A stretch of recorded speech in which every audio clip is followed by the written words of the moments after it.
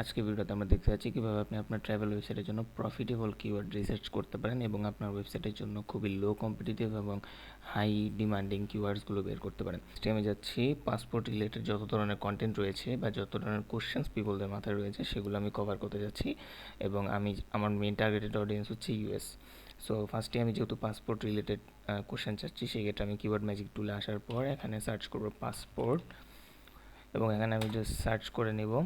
এখানে আসার পর আপনার কিছু কিছু ফিচার এখানে ইউজ করতে হবে, যেমন আমি যেহেতু যাচ্ছি কিওয়ার্ডস, সেক্ষেত্রে আমি কিওয়ার্ডসে ক্লিক করবেন আপনারা এবং এখানে কেডি যে অপশনটি রয়েছে, কেডিতে অপশন যেহেতু আমাদের নতুন ওয়েবসাইট এবং আপনাদের যদি নতুন ওয়েবসাইট থাকে আপনারা ভেরি ইজি টু ইউজ করতে পারেন, অথবা আপনাদের যদি একটু মিডিয়াম লেভেলের ওয়েবসাইট বা আপনারা 6-7 মাস টাইম দিয়ে ফেলেছেন সেক্ষেত্রে আপনারা ইজি এবং পসিবল লেভেলের কিওয়ার্ডগুলো ইউজ করতে পারেন। বাট আমার যেহেতু একদম ওয়েবসাইটের স্টার্টিং পয়েন্ট, সেক্ষেত্রে আমি ভেরি ইজি অপশনটি সিলেক্ট করছি এবং ভেরি ইজি অপশনটি সিলেক্ট করার পর আমি চাচ্ছি এখানে যে ভলিউম সেকশনটি আছে, ভলিউম সেকশনে আপনি ক্লিক করার পর আপনি এখান থেকে সিলেক্ট করে দিতে পারবেন যে আপনার কত থেকে কত ভলিউমের কিওয়ার্ডসগুলোর প্রয়োজন।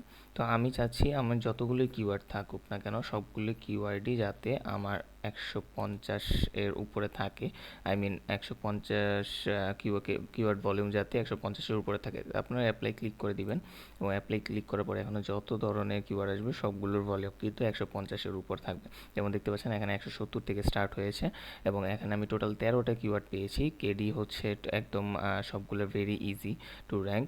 দেখতে পাচ্ছেন এখানে 1000 সার্চ ভলিউম রয়েছে এবং কেডি মাত্র 11।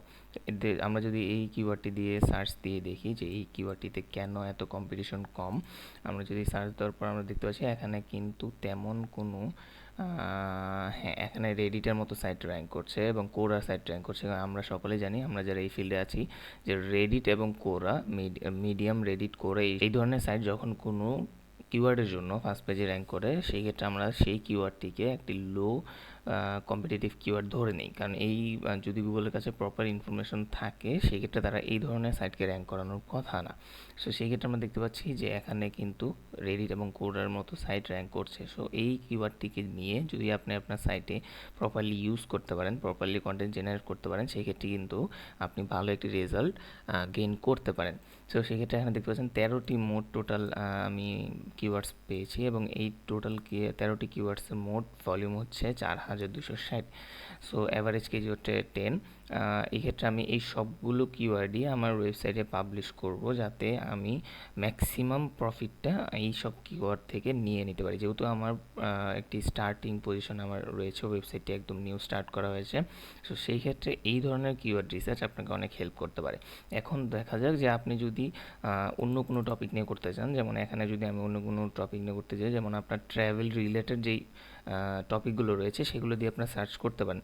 যেমন ট্রাভেল করতে গেলে আপনার অবশ্যই প্লেন অনেক একটি রিলেটেড কিওয়ার্ড থাকে। সো আমরা এখানে যা সার্চ দিলাম প্লেন। সো সেই ক্ষেত্রে আবার ঠিক সেম যে আমরা সিলেক্ট করেছি ভলিউম 150 প্লাস, কেডি থাকবে ভেরি ইজি, ব্রড, ম্যাচ এবং কোশ্চেন্স। তো সেই ক্ষেত্রে দেখতে পাচ্ছেন আমি কিন্তু এই সকল কন্ডিশনের উপর ভিত্তিতে কন্ডিশনসের ভিত্তিতে 72টা কিওয়ার্ড পেয়েছি এবং টোটাল সার্চ ভলিউম হচ্ছে 19,330। এবং এখানেও দেখতে পাচ্ছেন কিন্তু এগুলোর কেডি কিন্তু অনেক লো এবং এখানে দেখতে পাচ্ছেন যে সার্চ ভলিউম 720, 590 এবং ইউনাইটেড স্টেটসের অডিয়েন্স গ্যাদার করা কিন্তু অনেক প্রফিটেবল একটি জিনিস, আমরা সকলে জানি সেটি।